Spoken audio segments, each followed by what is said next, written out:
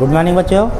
आज हिंदी लैंग्वेज में हम लोग चैप्टर भाषाओं व व्याकरण के बारे में थोड़ा रिवीजन करेंगे। नया चैप्टर शुरू करने से पहले थोड़ी सी जानकारी इसके बारे में हम लोग आप लोगों को दे रहे हैं। तो भाषा, जैसे कि आप लोगों को मालूम है कि भाषा जो हम लोग अपने मन के भाव विचार को एक दूसरे के सामने प्रकट करते हैं, यानी माध्यम को कहा जाता है भाषा। तो इसलिए जो भाषा है उसके बारे में सबसे पहले ये जान लें कि जो हिंदी हम लोग की मुख्य भाषा है ये कहाँ से आई है।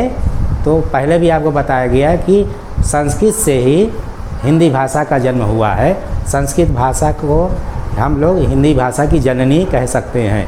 तो संस्कृत के बाद फिर पाली भाषा आई है। पाली भाषा के बाद प्राकृत भाषा, फिर अवहट्ट भाषा, फिर अपभ्रंश भाषा और लास्ट में हिंदी भाषा। तो ये उसी का बढ़ता हुआ रूप है या व्यवस्थित क्रम कह सकते हैं।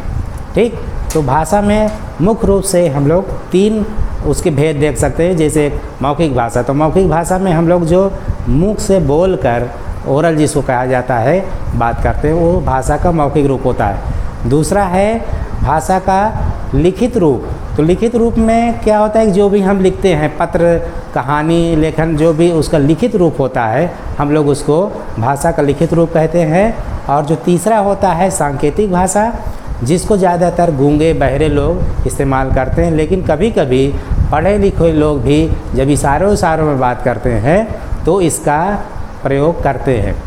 भाषा के बाद एक और टॉपिक है लिपि। लिपि जो भाषा लिखने की व्यवस्था है, यानी तौर तरीका है जो हम लोग भाषा को लिखते हैं। जैसे लिखने का क्रम होता है, इस साइड में हम लोग बोर्ड में इधर से बाएं से दाएं लिखते हैं, तो ये व्यवस्था को हम लोग लिपि कहते हैं।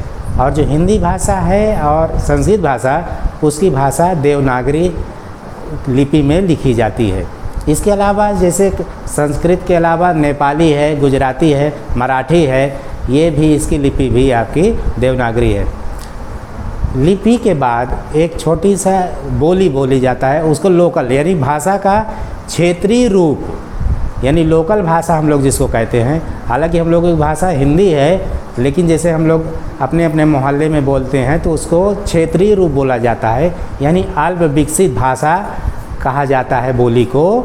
तो हम लोगों की जैसे अवध यानी उत्तर प्रदेश में रहते हैं तो यहाँ की भाषा क्या है, अवधी। पहले इस उत्तर प्रदेश का नाम अवध था, इसीलिए इसकी भाषा को अवधी बोला जाता है। ठीक, कहने को तो हिंदी ही है, लेकिन वो मुख्य रूप से अवधी भाषा बोली जाती है। इसके बाद जो हम लोगों की राष्ट्रभाषा है वो हिंदी है। राष्ट्रभाषा उसे कहा जाता है जो भारतवर्ष में सबसे ज़्यादा बोली जाती है।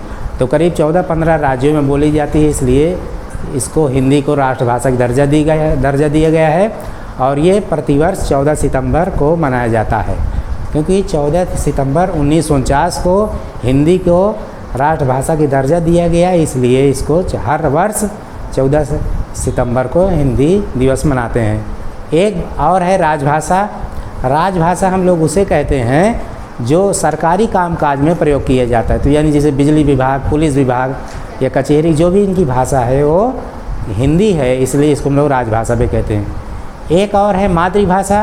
तो मातृभाषा जो हमारी लैंग्वेज मदर टंग है, जो हम लोग घर में बोलते हैं, यानी माँ की भाषा है ना, तो ये वो भी हम लोगों की हिंदी है, इसलिए मातृभाषा बोला जाता है।